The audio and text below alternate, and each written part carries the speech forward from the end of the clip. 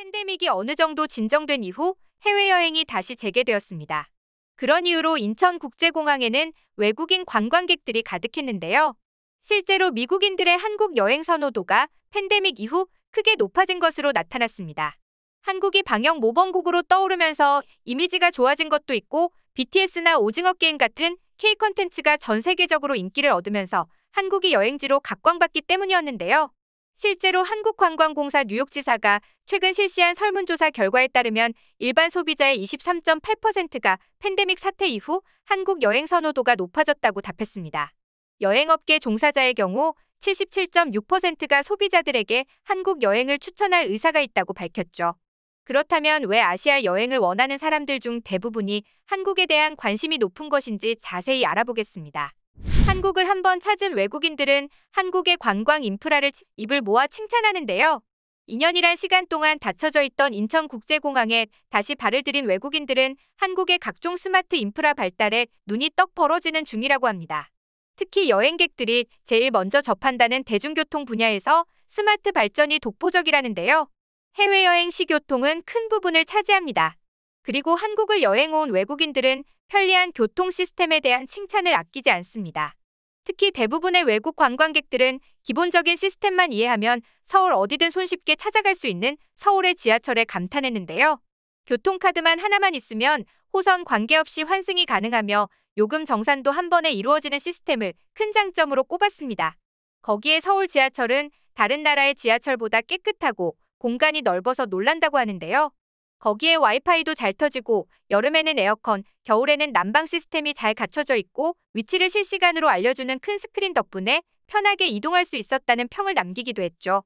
게다가 서울시의 휙고는 외국인 대상으로 한 관광 택시인 인터내셔널 택시를 운영하고 있는데요. 이 택시는 외국인에게 보다 편리한 택시 서비스를 제공할 뿐 아니라 부당요금을 근절하기 위해 마련된 서비스입니다. 거기에 영어, 중국어, 일본어 등의 외국어 지원부터 관광 안내까지 가능하죠. 그래서 관광객들은 스마트폰 하나만 있으면 교통수단은 물론 교육 및 의료기관과 쇼핑 지원까지 받을 수 있습니다. 말 그대로 한국이 세계 최고의 IT 강국이자 인프라 강국의 면모를 보여준 것인데요. 거기에 무료 와이파이, 스마트폰 무료 충전, 선불형 교통카드 잔액 조회 등 외국인 여행객들에게 꼭 필요한 서비스를 제공해 여행을 조금 더 편하게 즐길 수 있게 만들죠.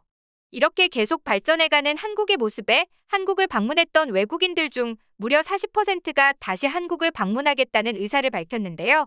특히 2030의 젊은 층에서는 60%가 방한하겠다고 밝혀 놀라움을 금치 못했죠. 하지만 이와 달리 이웃 국가인 중국과 일본의 관광 콘텐츠는 수십 년 동안 변화가 없어 재방문 의사는 떨어지고 있는 중이라는데요. 거기에 일본에서는 외국인 관광객들을 차별까지 하는 모습에 분노를 표출하는 사람도 많은데요. 그건 바로 일본 정부의 방일객 대책 지침 때문이었습니다. 그동안 일본을 방문했던 외국인들은 사람들이 많은 관광지에 외국인이 찾아오는 걸 불편해하는 일본인들이 있었다는 사람, 여행사를 통해 일본 투어를 왔는데 야외에서 갑자기 목소리를 낮추라는 요청을 받아 이를 어길 시 투어를 종료시킬 수 있다는 협박을 받았다는 사람 등등 자신들이 받은 차별에 대해 목소리를 높였는데요. 심지어 BBC 뉴스는 일본 정부의 차별적인 코로나 지침에 대해 폭로하는 뉴스를 보도했습니다.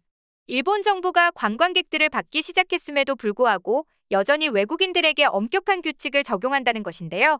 일본 관광청이 제시한 방일객 공식 가이드라인에 따르면 식사 중이라도 대화할 때는 반드시 마스크를 착용해야 하며 실외에서도 마스크는 필수 착용입니다. 또한 관광지에 사람이 너무 붐비지 않을 때 방문해야 하며 외국인은 공공장소에서 목소리를 크게 내면 안 됩니다.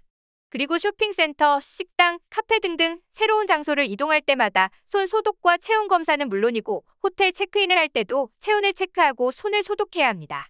설명드린 것 이외에도 외국인이 지켜야 할 코로나 규칙들은 더 있으며 외국인들은 이런 가이드라인이 지나치게 까다롭다고 불평하고 있습니다.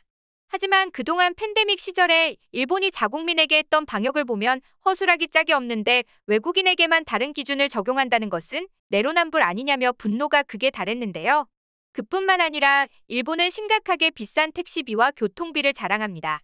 더불어 교통수단과 관광지 간의 연계가 스마트하지 못한 것은 기본의 스마트폰 사용조차 원활하지 못해 일본어를 모른다면 여행객들은 미칠 지경이죠. 중국도 마찬가지였습니다.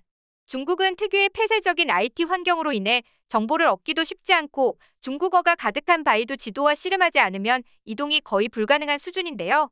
그뿐만 아니라 신용카드의 사용도 쉽지 않은데도 현금을 뽑는 ATM 기기의 사용은 무척 어렵기만 하죠. 이와 달리 한국은 지방의 관광 도시들마저 스마트 관광 도입을 적극적으로 준비했습니다.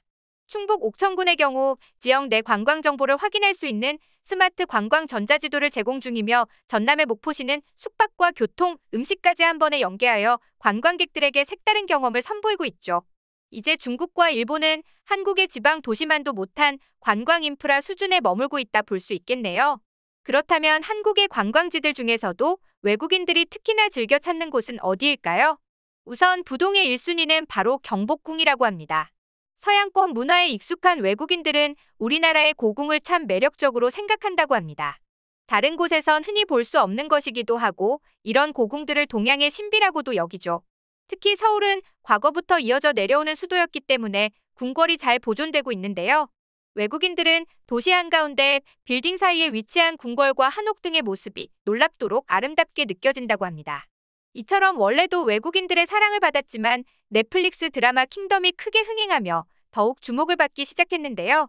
거기에 BTS가 경복궁을 배경으로 무대를 꾸미며 많은 K-팝 팬들이 경복궁에 대해 알게 되었죠. 2019년 경복궁에는 외국인 관광객이 무려 166만 명이나 다녀갔다는데요. 특히 한국의 전통 의복인 한복을 입고 방문하는 것도 이색 체험이라며 좋아한다고 합니다. 팬데믹이 완화된 지금 더 많은 관광객들이 경복궁을 찾을 것으로 보입니다. 두 번째로는 한라산입니다. 외국인들이 한국에 오면 꼭 하고 싶어 하는 것이 바로 등산이라고 하는데요. 우리나라의 국토 면적은 70%가 산으로 이루어져 있어 멀리 가지 않아도 쉽게 산을 오를 수 있기 때문입니다. 그 중에서도 한라산은 우리나라에서 가장 높은 산이라는 상징성이 있어서 외국인들이 꼭 한 번쯤 도전해보고 싶어 한다는데요. 실제로 우리나라 국립공원 중 가장 많은 외국인 관광객이 찾는 곳은 한라산 국립공원이라고 합니다. 그 다음으로는 전주 한옥마을인데요. 전주 한옥마을을 찾는 외국인이 해마다 늘고 있다고 합니다. 전주 한옥마을에서는 우리나라 고유의 건축 양식인 한옥을 볼 수 있는데요. 700여 채의 한옥이 군락을 이루고 있는 국내 최대 규모의 전통 한옥촌으로 한옥, 한식, 한지, 한소리, 한복 등 말 그대로 한국의 스타일이 집약된 대표 명소입니다. 전주 한옥 마을이 사랑받는 이유는 한옥 이외에도 한 가지가 더 있는데요. 바로 전주 한옥 마을의 길거리 음식들입니다. 전주 한옥 마을의 길거리를 돌아다니다 보면 비빔밥, 고로케, 구워 먹는 임실치즈, 새우만두 등 맛있는 음식들을 접할 수 있죠. 또한 전주는 비빔밥의 고장으로도 유명한데요. 비빔밥은 한식 중 가장 유명한 음식이기에 전통 비빔밥을 먹어보고자 하는 외국인들이 찾는 곳이기도 합니다.